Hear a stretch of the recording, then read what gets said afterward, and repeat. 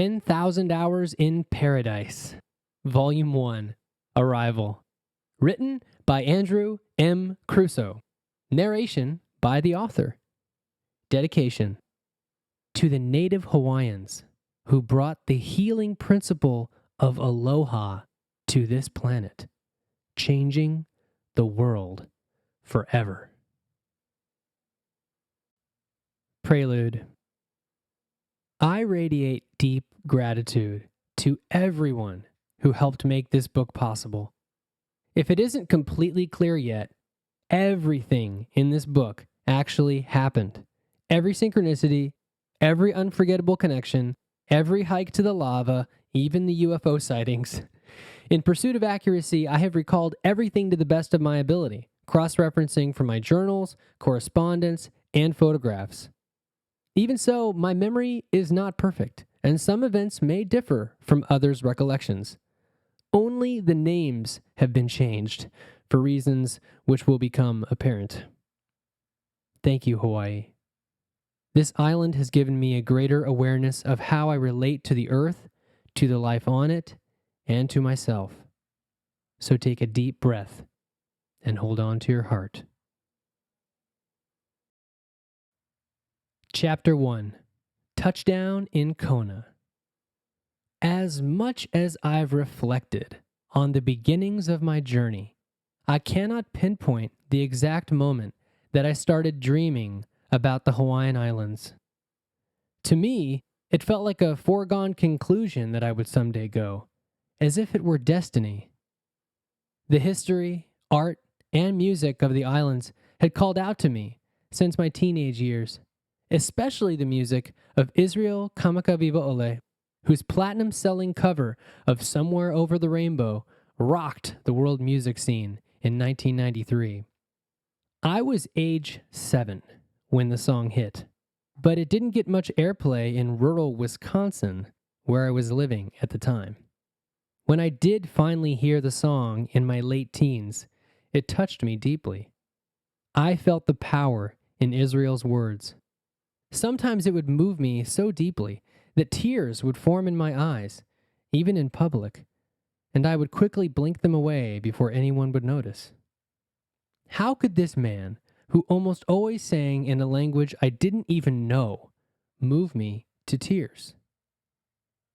In many ways, Hawaii is the exact opposite of where I spent most of my formative years in northern Wisconsin, where winters would sometimes dip down to negative 40 degrees, and snowstorms were a serious driving hazard. The seasonality of the upper Midwest was often awe-inspiring and beautiful to me. The summers and autumns I spent enjoying the lakes and forests were treasures of my childhood. But as adolescence dawned on me, I realized that I was living with roughly 6 months of cold weather per year, and it was starting to wear me down. So when my father had an opportunity to move us back to Fremont, California, the city I was born in, I felt a mixture of trepidation and raw excitement. We moved in early August, hauling most of our valuables 2/3 across North America to the West Coast. While there, I taught myself the basics of website development, reconnected with my numerous cousins, and even made some short films with them, cultivating a love of filmmaking that I still have to this day. And nearly 4 years later, we did it again in the opposite direction. I'll save the details of that story for another time, but in retrospect, I often wonder if my propensity for going outside of my comfort zone was inspired by my family culture. After all, I had no less than 7 different addresses across 6 different cities before I turned 15, and I strongly feel that moving so often forced me to become more adaptable and comfortable with change. In fact, it wasn't until writing this book that I realized how profoundly the experience of being an outsider again and again shaped me and prepared me for my solo travels as an adult, including my journey to Hawaii that would change me forever.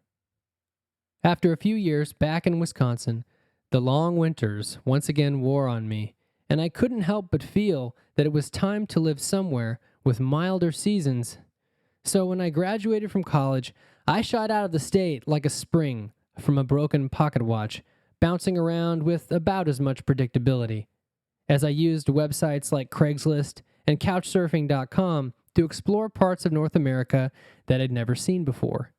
Nearly 10,000 kilometers and 5.5 months later, I returned home with a new courage and sense of self that I hadn't had before. That journey deserves a book of its own, but even as I stretched myself through those experiences, a bigger goal loomed in the back of my mind: Hawaii. The first concrete record I have of my fascination with Hawaii is a journal entry from mid-2007 mentioning how I loved the Hawaiian language. And about a year later in that same journal, I described, quote, a strange connection with Hawaii, almost as if I had, quote, been there before. The next mention of Hawaii didn't occur until 3 years later, when I wrote down an affirmation. It is my mission to reach financial freedom. I will travel to Hawaii and Europe. As time went on, my goal to go to Hawaii made its way into my daily affirmations, and as I grew into myself, I realized that going to that remote archipelago wasn't just something I wanted to do, it was something I had to do. Through all of my travels, I'd learned how my intuition often possessed an intelligence beyond my conscious mind. Experience had taught me to trust myself, so when my head, my heart, and my intuition all gave me a green light to go to Hawaii, I knew it was time to go. Even though I didn't know a single person there, I had heard the call to adventure, and I would listen to it. All the while, I had been writing my first book, a fast-paced science fiction novel inspired by mythology. I'd been working on it part-time for years, and once I finally wrapped up its editing phase, I began to seriously research what it would take for me to spend at least a month in Hawaii, just to get a feel for it. And the more I researched, the more excited I grew. Even though it was technically part of the United States, I got the feeling that, in truth, it was another country altogether, wilder and more raw than any place I'd ever visited. And the beauty and wildlife drew me like no other place ever had. In my research into how to live cheaply on the islands, I discovered the term intentional community, which is a planned community designed from the ground up to have strong social connections and often a high degree of teamwork. I learned that there were many kinds of intentional communities, from eco-villages to retreat centers to co-housing agreements, and they often consisted of like-minded people who held a common vision, such as having a shared diet or meditation practice. I discovered websites listing intentional communities across the globe, and through those sites I learned that most intentional communities in Hawaii allowed guests for weeks or months at a time. I also learned about work trade, which is the practice of directly trading one's time for a good or service. In the case of most communities in Hawaii, it meant a shared living space in exchange for a certain number of hours of work per week. The work trade opportunities would allow me to stay in Hawaii at a more affordable rate and with more stability than anything else I'd seen. And by the time my first book came out in paperback 6 months later, I had set up an agreement with a community that I felt was a good match for me, and it just so happened to be on the Big Island of Hawaii. April 19th, 2013 was the day my life changed. With only an osprey pack and a surge of excitement running through my veins, I watched from my window seat as a barren landscape rushed by, a dark field of jagged, otherworldly rock. Before I could give it another thought, I felt a slight jolt as the aircraft settled onto Kona Airport's only runway, just a few hundred meters from the edge of the island itself. The island looked much drier and rougher than I had imagined, and I was reminded of what I'd read during my research. An island of contrasts, the west side of the Big Island was dry, but the east side was a true rainforest. The landscape would be greener when I got to the community in a few days. The photos had assured me of that.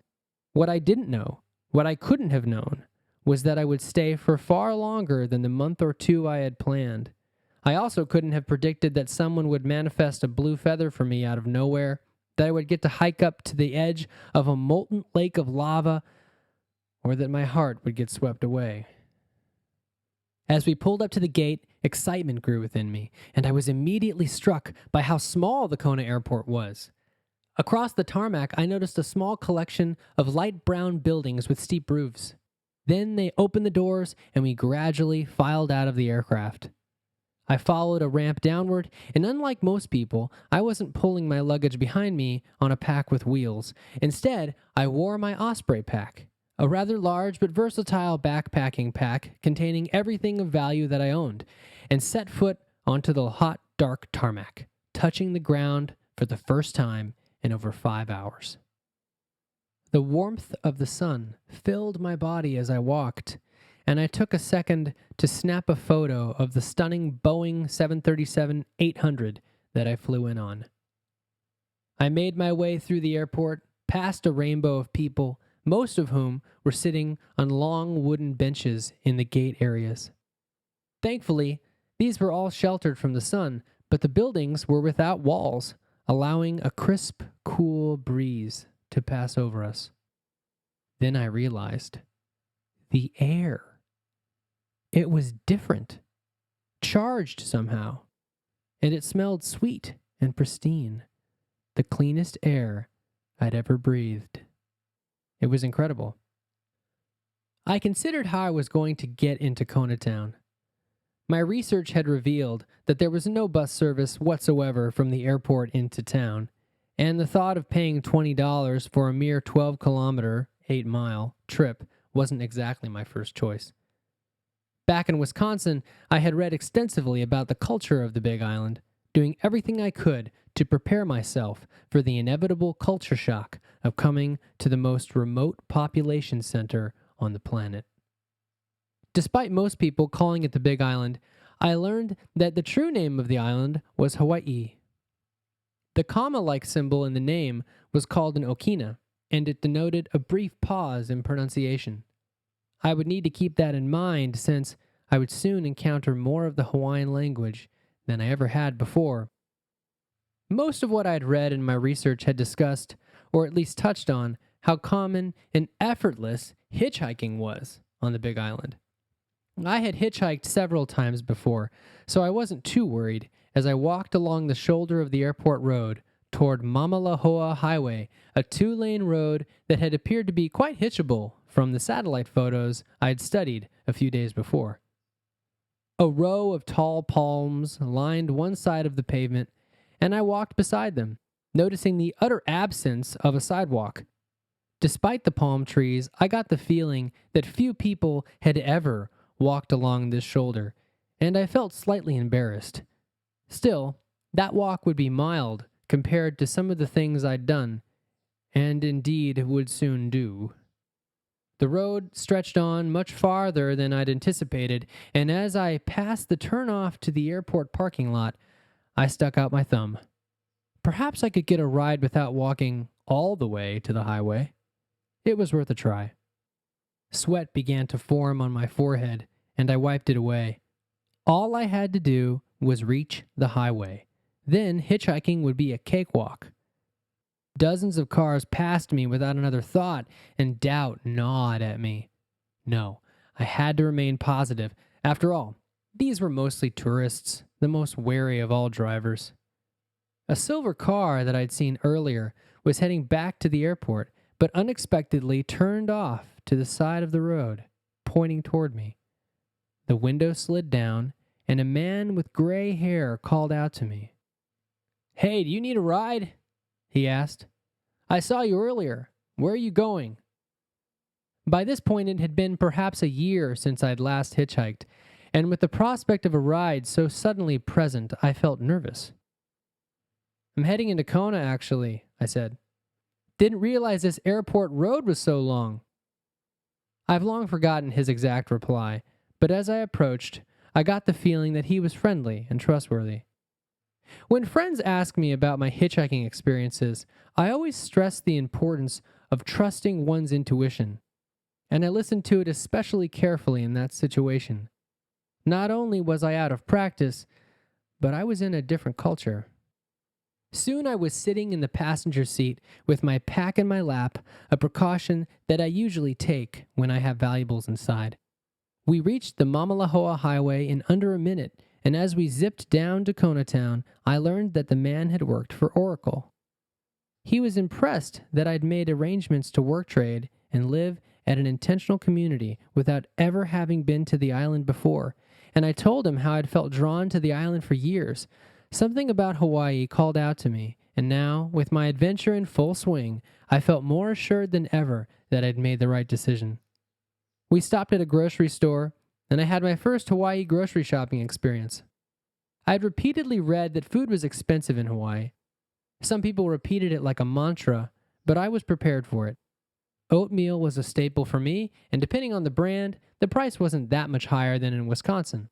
Most items weren't as outrageously priced as I had feared, but the price of bananas and oranges was surprising. Bananas were triple the cost I was used to. Maybe a grocery store wasn't the best place to buy them? I'd been lucky though. My ride would be passing right by my host's house, where I would stay for 2 nights. And as we drove back onto Mamalahoa Highway, a 2-lane route that served as the main loop around the island, I looked forward to meeting Josh, the member of Couchsurfing.com that had accepted my couchsurfing request. I'd long used the hospitality site to find a place to stay during my travels, but I'd found it especially challenging to find a couch to crash on for a few days on the Big Island. People were harder to get in contact with, especially via email. Maybe it was due to the relaxed pace of island life, but when it came to finding a place to stay, I found the lack of response disheartening. Thankfully, though, Josh lived in southern Kona and had said that he could host me for a couple nights. The man dropped me off at a street that led to a small housing development. I thanked him again, and in just 5 minutes of walking, I recognized the house from the photo on Josh's couchsurfing profile. It wasn't difficult to spot. After all, there aren't many Jeeps that look like they've been owned by Crocodile Dundee. I walked up to the door and knocked, filled with anticipation.